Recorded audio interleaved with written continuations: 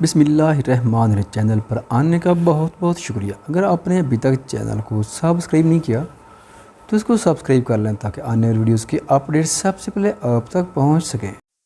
Juice पीकर वो लोग सो गए और जब उठे तो किसी और ही जगह पे थे। अलीज़े बहुत हैरान हुई। वो उठकर बाहर आई तो कमरे के साथ ही छोटे से किचन में एक लड़की बर्तन धो रही थी। अलीज़े के मुखातिब करने पर मुड़ी और हंस कर बोली, आप ज़रूर अपनी यहाँ मौजूदगी पर हैरान हुई। फिक्र ना करें, आपको मैं और मेरी सिस्टर उठा कर लाई। आपके भाई को हमाद भाई और मेरे बहन। मेरा भाई अस्तगफिरुल्लाह। अलीज़े ने झरझरी लेकर सोचा, फिर जल्दी से बोलो, मेरा भाई नहीं दोस्त है जो अमेरिका से मेरे साथ वर्ल्ड टूर पे निकला था और हम इंडिया देखने गए और वहाँ फंस गए। अलीज़े ने लंबी लंबी छोड़ना शुरू कर दी और दिल ही दिल में वर्ल्ड टूर वाली बात पे हंसी। अच्छा, आप कहाँ कहाँ गए अब तक?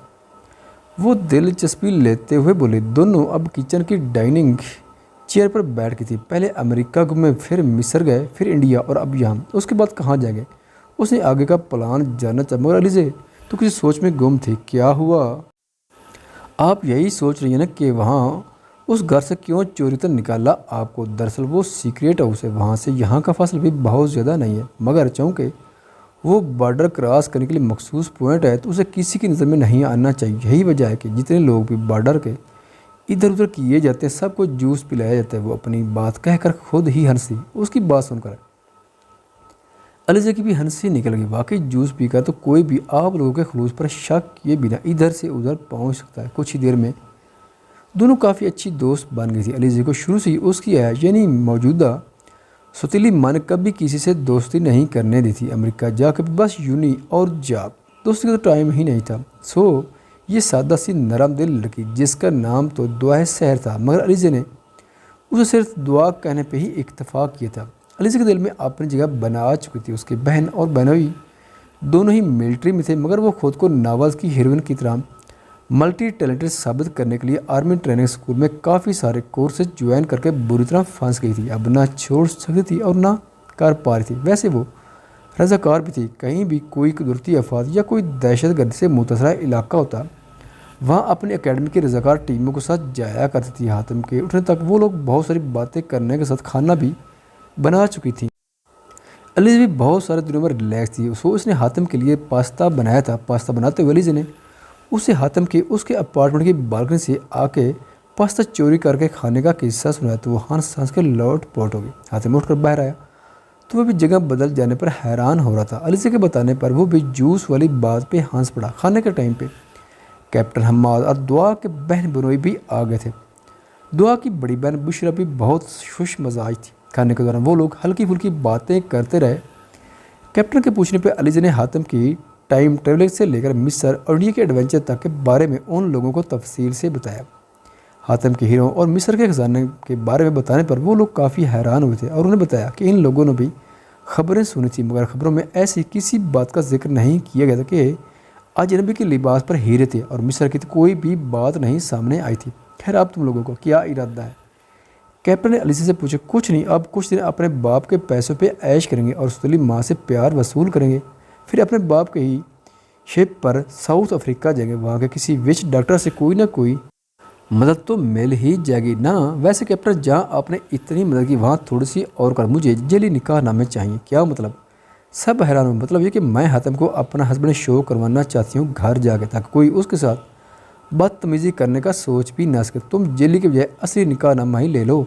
निकाह करके दुआ अलीज़ा के कान के पास बोले, फिर उसके कमर पर ज़ोर से चक्की कांटे पर सी करके तड़प के उठ गई। क्या हुआ? सब उसको देखने लगे। नहीं कुछ नहीं, शायद कोई कीड़ा था। आओ, तुम्हारे दिमाग में कीड़ा है, अलीज़े दांत पीस कर बोली और सब हंस दिए। अगले दिन अलीज़े को जेली निकाहनामा मिल गया था। वो लोग लाहौर जाने के लिए निकल पड़े। चलने से पहले अलीज़े इन सबको अपने घर पे इनवाइट करके आई थी और अपने इंटरनेशनल अकाउंट की एक बड़ी रकम का चेक बसात असरार कैप्टन को यह कहकर दिया किसी ज़रूरतमंद की मदद कर दे। लाहौर पहुँच कर उसने सबसे पहले तो खुद की और हातिम की ढेर सारी शॉपिंग की थी। उसकी सुतीली माँ के मना करने के बावजूद उसके बाबा हर माह एक बड़ी रकम उसके अकाउंट में जमा करवाते थे। उसने अब तक वो रकम इस्तेमाल नहीं की थी, मगर अब उसे अपनी सुतीली को जलाना था। तो मर्डर भर के हातिम के बाजू में बाजू डाल के जैसे ही वो कोठी के अंदर दाखिल हुई, वहाँ लान में चलती हुई पार्टी एक पल के लिए रुकी थी। सब लोग उनकी तरफ मुतवज्जा हो गए तो वो शान बेने सीधी चलती गई। नौकर ने भागकर उनका सामान उठाया था। सुतली माँ अपनी जगह पे साकत खड़ी उस लड़की को देखती ही रह गई जिसे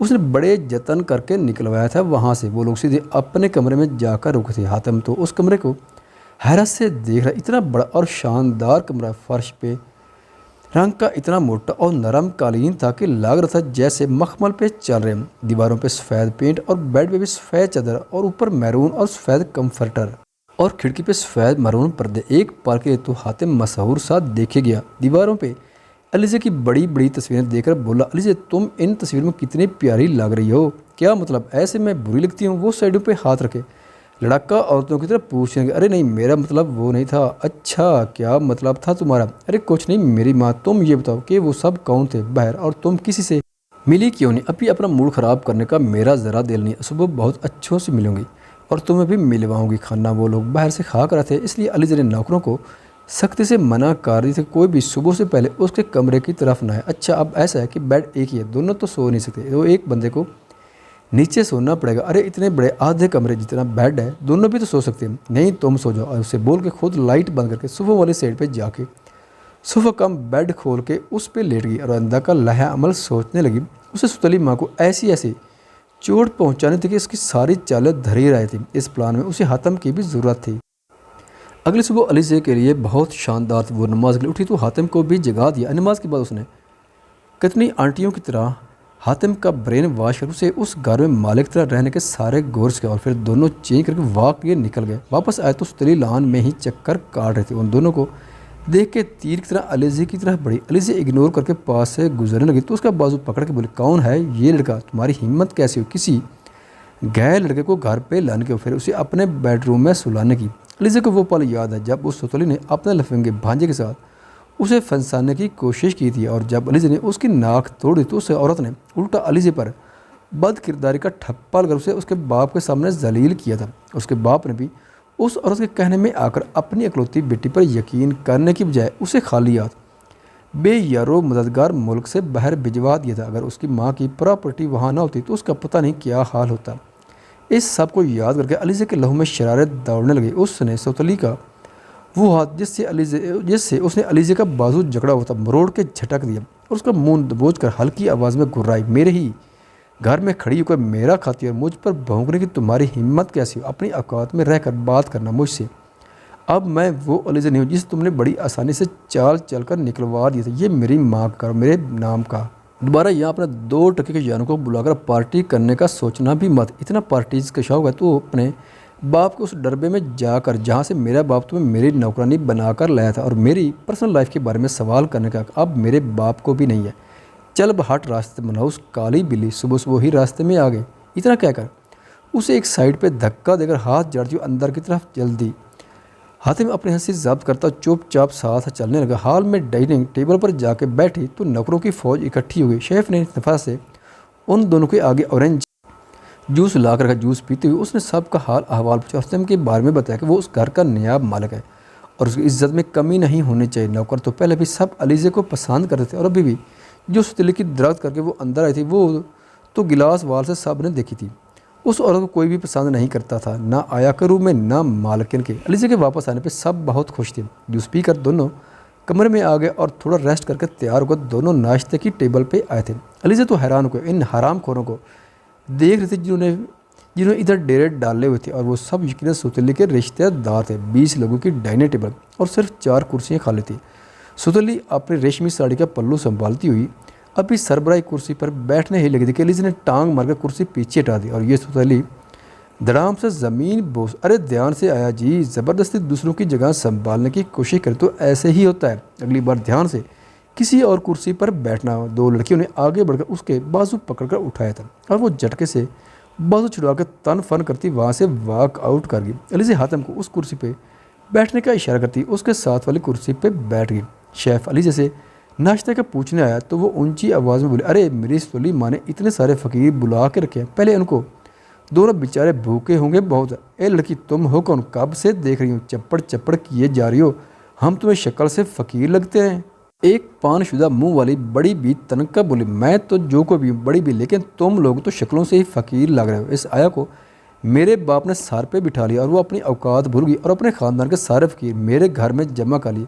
हराम खोरी करूँ फिर ब्रेड पे जेम लगाती हुई नौकरों के हेड को मुखातब करके बोली, इन हराम खोर को नाश्ता करवा के चलता करो, मुझे दोपहर तक कोई भी इधर नज़र नहीं आना चाहिए और जो ना जाना चाहे उसे उसके सामान समेत उठा के बाहर फेंक देना। उसकी बात सुनकर सब एक एक कर वहाँ से खिसक गए और वहाँ सिर्फ वही दोनों रह गए। तो हातिम हैरत से बोले, ये सब क्या है अली से, ये सब लोग अपने घर छोड़ के इधर क्यों जमा है? मैं क्या बताऊँ यार, मैं तो खुद हैरान हूँ ये सब देख के। मेरी माँ मुल्क के बहुत बड़े बिजनेस मैन से अकलौती बेटी और ख़ुद भी बहुत बड़ी बिजनेस टाइकून थी। उनकी शिपिंग कंपनी इंटरनेशनल लेवल पे जानी जाती थी। मेरे बाप उनके ऑफिस में काम करता, एक गरीब मगर खूबसूरत जवान। ना जाने कब और कैसे माम को मेरा बाप पसंद आ गया। नाना ने तो पहले स्टेटस के फ़र्क को लेकर इनकार किया मगर फिर माम की ज़िद और इसरार पर मान गए। इसमें कोई शक नहीं कि मेरा बाप बहुत मेहनती और मौका मिलने पर 2 को 4 बनाने वाला इंसान था। शादी होगी और नाना ने सारा कुछ मेरी माम के नाम कर दिया। कुछ अरसा तो सब ठीक रहा, फिर मेरी पैदाइश पर मेरी माम बीमार हो गई। तो मेरी दादी के कहने पर मेरे बाप ने अपने रिश्तेदारों में से ये आया रखी। ये मुझ पर ध्यान देने के बजाय मेरे बाप के इर्द गिर्द घूमती रहती और जब मेरी माम ने उसे डांटा तो मेरे बाप ने मेरी माम से झगड़ा किया। उससे अगले दिन मेरी माम ने वकील को बुलवा के सारी जायदाद मेरे नाम कर दिया। मेरे बाप को मेरी 18 साल होने की खबर तक केयर टेकर बना दिया। ये बात मेरा बाप अब तक नहीं जानता। 5 साल तक मेरी माम बीमारी मगर मेरे बाप के पास इतना टाइम नहीं था कि 2 घड़ी उनके पास बैठकर हाल पूछ ले। पैसा बनाने चक्कर में अपनी माँ तक को भूल जाने वाले बंदे से आप क्या उम्मीद लगा सकते हो? मेरे 5 साल की होने पर माम की डेथ हो गई और दादी ने मेरी जिम्मेदारी उठा ली। उन्होंने मेरी तबीयत की आया काम सिर्फ मेरे कपड़ों और खाने का ध्यान रखने का था और इसमें भी वो मेरे बाप के आने पर डंडी मार देती। मैं 7 साल की तो दादी भी मुझे छोड़ गई। मैं बहुत बीमार हो गई।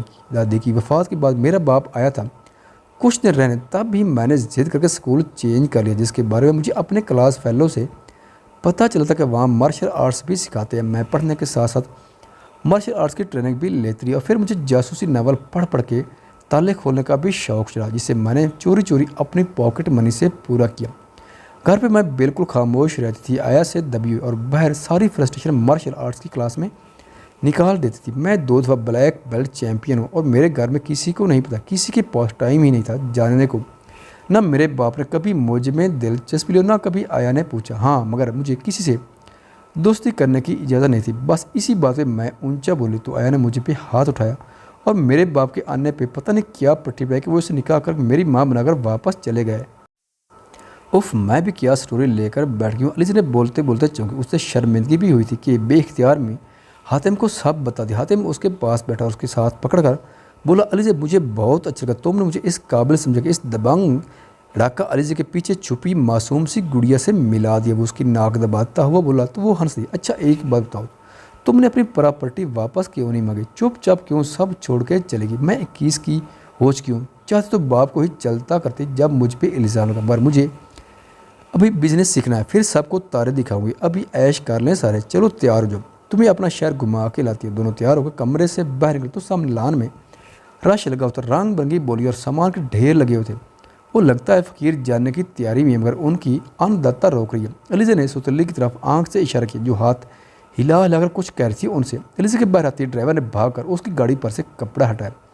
चलती भी है कि बस यूं ही खड़ी है तब की? नहीं छोटी भी, कभी कभी बड़ी बीबी आपकी गाड़ी में शॉपिंग के लिए जाती थी तो मैं सर्विस करवा के वापस खड़ी करता हूँ। वाट, वो मेरी गाड़ी पे क्यों जाती? उन्होंने बड़े साहब से आप जैसी गाड़ी मांगी थी तो बड़े साहब ने बताया कि आपकी गाड़ी बाहर से ऑर्डर पर बनवाई गई थी, इस जैसी दूसरी गाड़ी बनवाने में टाइम लगेगा।